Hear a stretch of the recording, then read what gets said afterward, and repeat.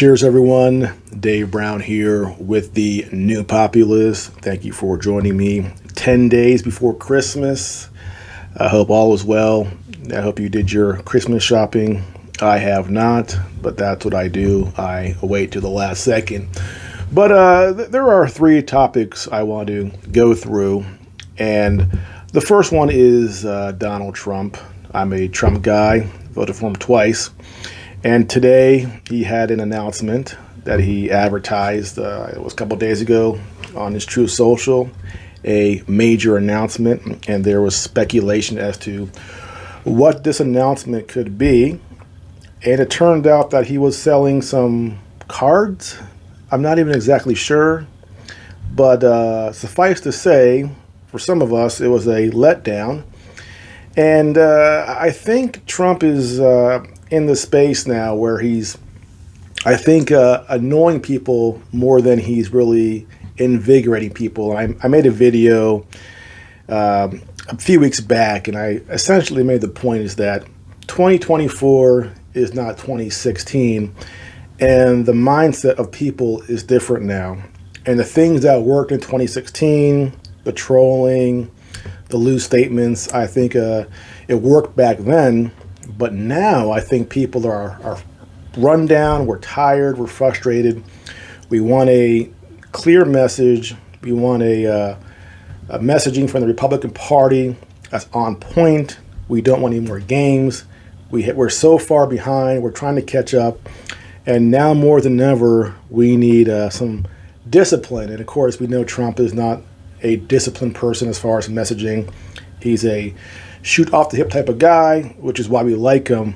But my fear is that this strategy or that sort of behavior is not going to work in 2024. So when I saw these cards, and I'm like, what is this?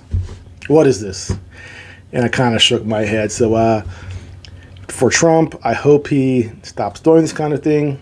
I doubt it. And when the midterms, well, not the midterms, but when the primaries come along, we will see how the Republican base feels about Trump after all these years. And if some of these things he does is finally grinding on some people, obviously DeSantis, people like him, and I don't blame them. I have my own questions about DeSantis, but I think people are starting to become a little worn down by some of the antics from Trump, and I hope he recognizes that.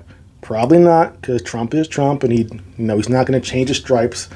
But that's a concern for me, and that may, end up destroying his chances for winning the Republican primary. So we'll just have to wait and see.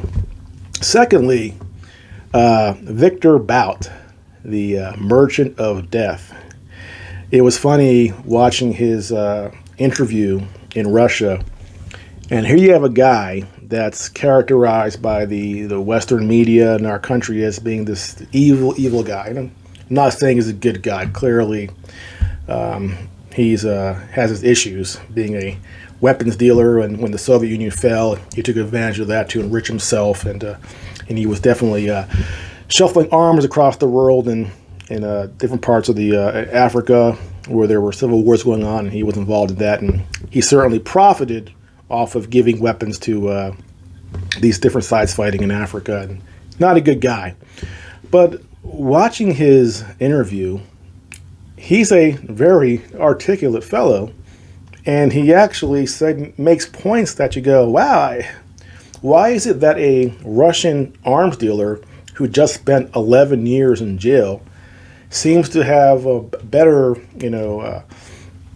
have his finger on the pulse of the American public or the American conservative more so than Republicans in the Republican Party in the United States.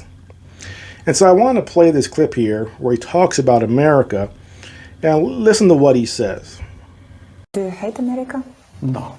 In fact, knowing many inmates, I figure out we're sharing way more common. Maybe America is very much similar. Look, it's the same size. It's the same kind of this. And when you talk to them, there is nothing there even to beef about. We are naturally, born not to be enemies. And whenever there's conflict, it's elites.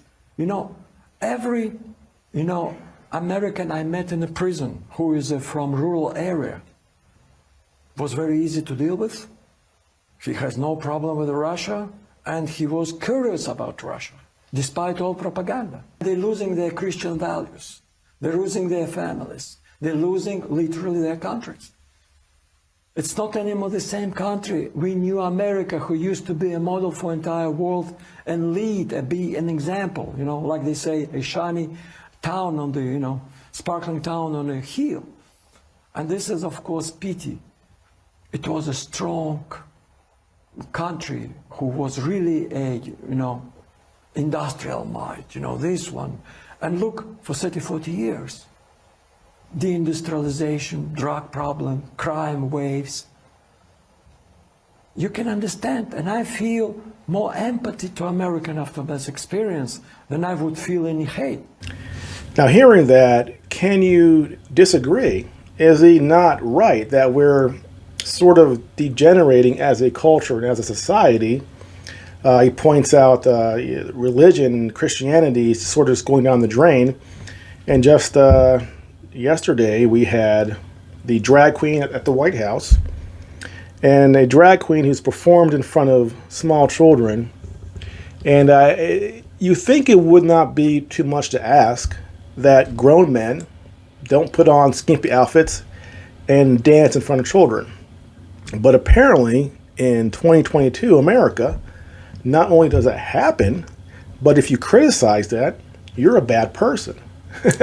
So I hear Viktor Bout, the merchant of death, saying this. I'm going, he understands it. Where are the Republicans? Where are the Republican senators coming out and saying, this is ridiculous? Why was this person at the White House? Why is this being celebrated by our president?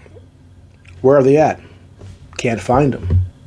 The merchant of death seems to make more sense and have a more in tune with the American conservative than our actual conservatives in our government.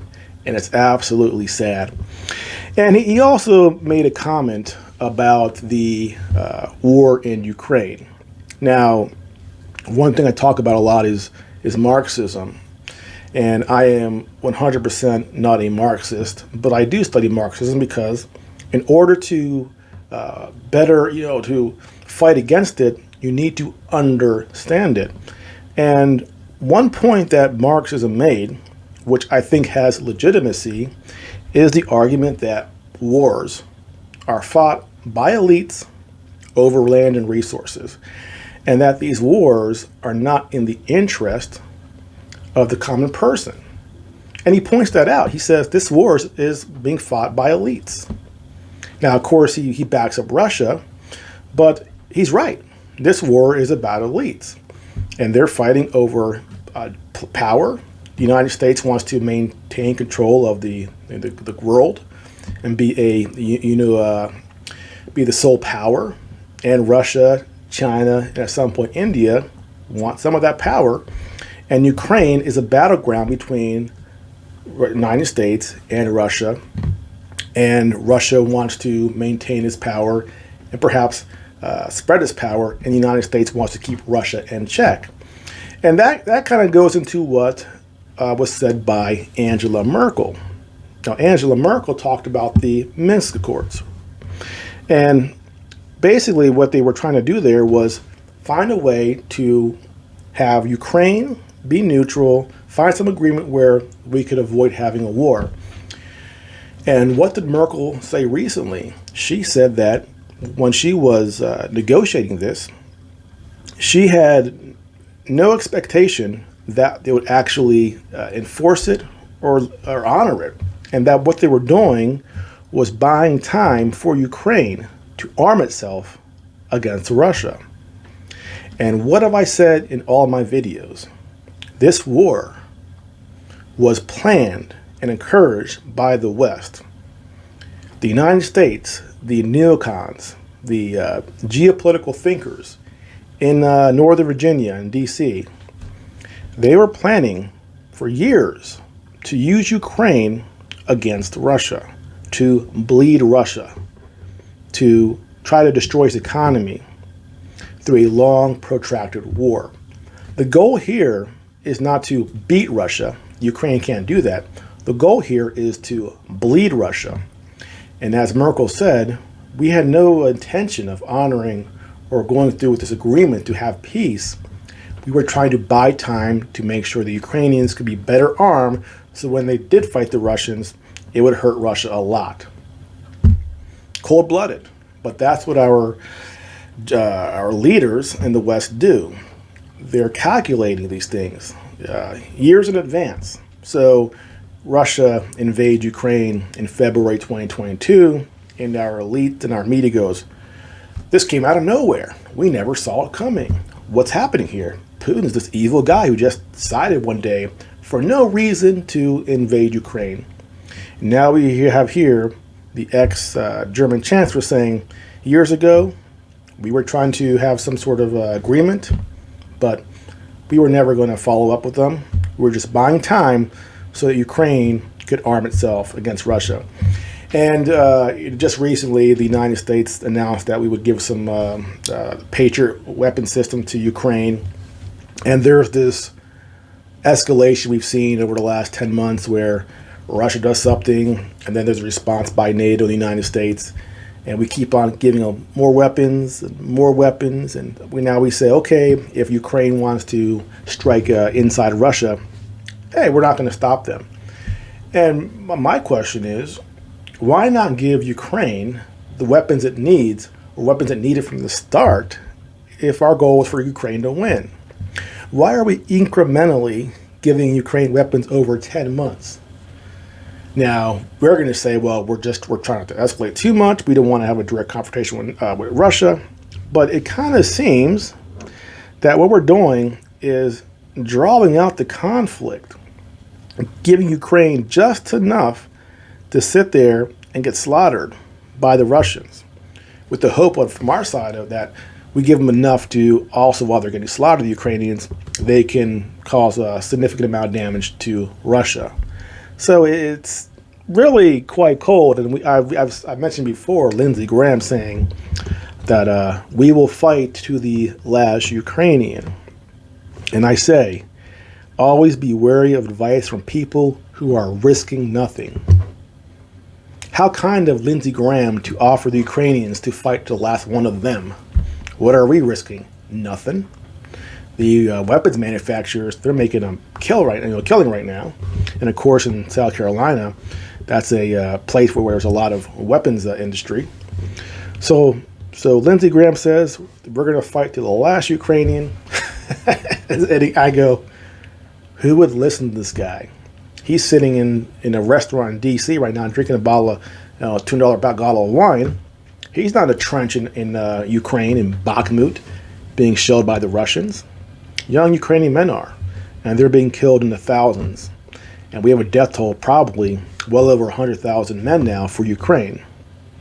Pretty sick, but that's what our politicians, our neocons in this country, that's what they do. They sacrifice other people for our goals.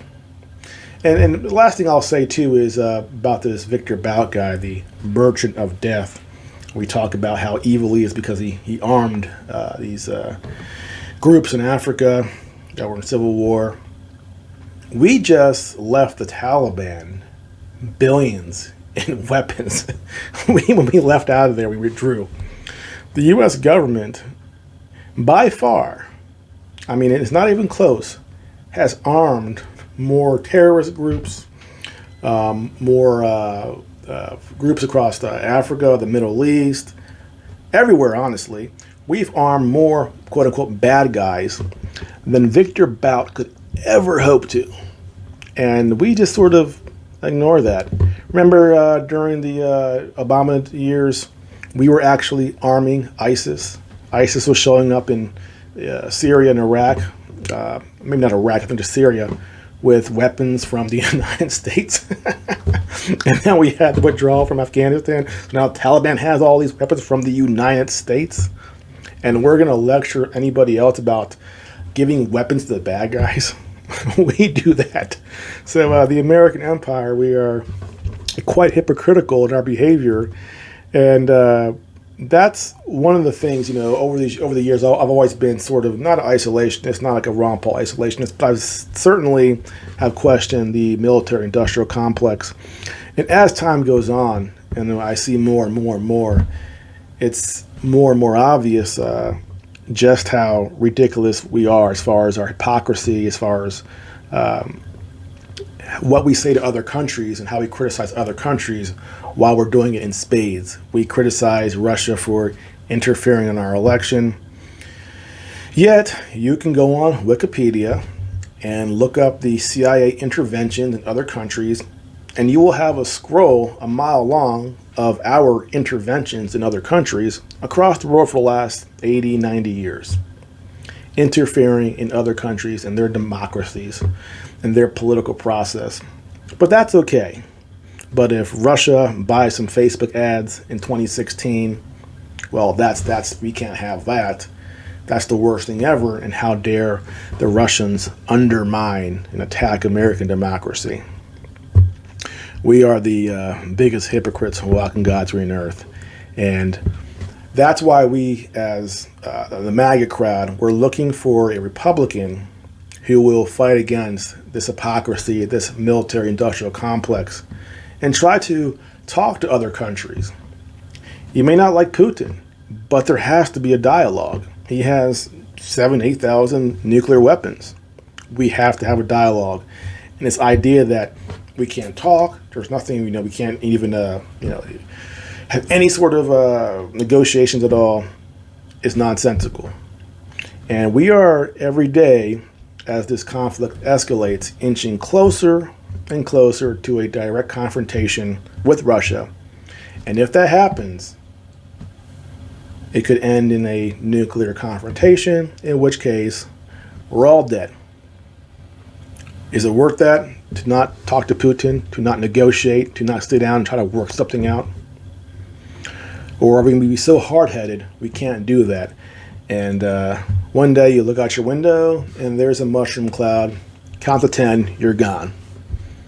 That's where we're heading, possibly, unless somebody in our country says, okay, there has to be a dialogue. We cannot let this get out of control.